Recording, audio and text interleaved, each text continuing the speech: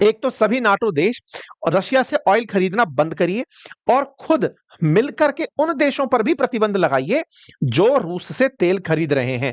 तभी यूक्रेन के खिलाफ हो रहा यह संघर्ष रुकेगा।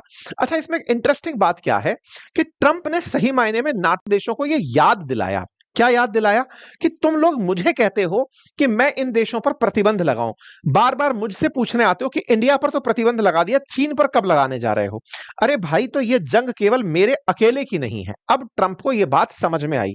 तो ट्रंप बार बार अब उन G7 और नाटो देशों को याद दिला रहे हैं कि ये मेरी अकेले की युद्ध, मेरी अकेले की जंग थोड़ी है रशिया यूक्रेन ये जंग।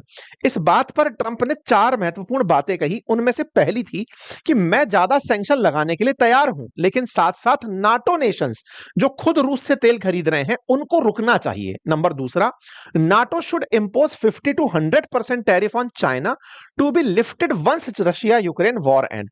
बोले इनके ऊपर चाइना वालों पर नाटो वालों तुम भी टैरिफ लगाओ। तीसरा, ये युद्ध मेरा नहीं है, ये बाइडेन और जेलेंस्की का युद्ध है। उन्होंने युद्ध शुरू किया था, भला हो अब ये बाइडेन जेलेंस्की बोल रहे हैं, पहले ये मोदी जी का युद्ध बोल चुके हैं।